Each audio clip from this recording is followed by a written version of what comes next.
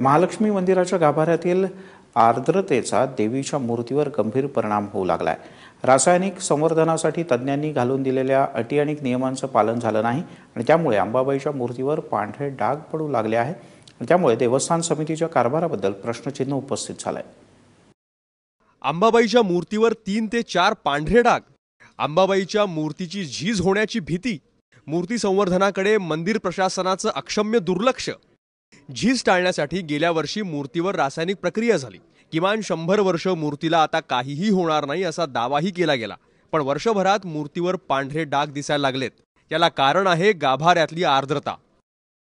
पत्रकार परिषद इथं झाली त्यावेळेला ते सिंग म्हणून जे अधिकारी होते त्यांनी त्याची गॅरंटी अशी काही दिली नव्हती, पण नंतर त्यांनी ते स्टेटमेंट बदलला आणि आम्ही ह्याची 100 वर्षाची गॅरंटी देतो म्हणले, पण ते आता प्रत्यक्षात समोर यायला लागलेलंच आहे आणि मूर्तीचं थोडंफार नुकसान व्हायला सुरुवात झालेली आहे आणि हे 2 वर्षाच्या पुढे काय टिकेल असं आम्हाला काय वाटत नाही आहे। मूर्तीवर प्रक्रिया करणारे MRC निवृत्त झाले, पण पांढरे चट्टे दिसताच 13 मेला सिंग यांना पुन्हा पाचारण केलं गेलं आणि गुपचूप डाग काढल्याची चर्चा आता कोल्हापुरात सुरू आहे। शिवाय ही अशी प्रक्रिया होते हे औरंगाबादच्या पुरातत्व खात्याच्या गावीच नाही। त्यामुळे प्रश्न हा आहे की हे सगळं लपून छपून का? प्रशासकीय यंत्रणेचा दबाव वापरून आणि स्वतःचा मीपणा किंवा अहमपणा बाळगून कलेक्टरांनी स्वतःच निर्णय घेतले।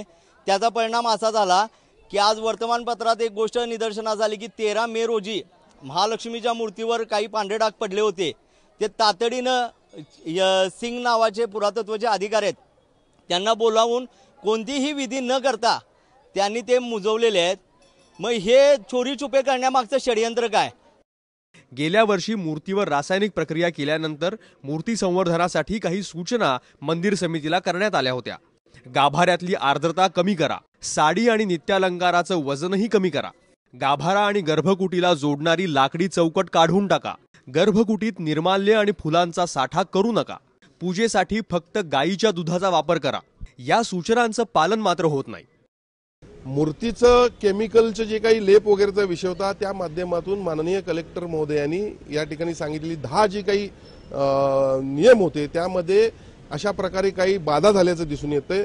ज्या ठिकाणी मूर्तीला बाधा पोहोचलेली आहे या संदर्भात जे कोणी या ठिकाणी त्याला जबाबदार असतील त्यांच्यावर कडक कारवाई करणं गरजेचं आहे। 2 वर्षाचं संवर्धन तुम्ही सांगितलं की 2 वर्षात, पण 100 वर्षाच्या याच्यामध्ये तुम्ही केमिकल कन्व्हर्शन केल्यानंतर 100 वर्ष तिची गॅरंटी दिली, पण ते गॅरंटी नंतर 2 वर्षावर आली। 2 वर्षाची गॅरंटी असताना सुद्धा तुम्ही 6 महिन्यात एक अशा पद्धतीने डाग पडतात, म्हणजे त्याच्यात कुठलं केमिकल वापरलं गेलं?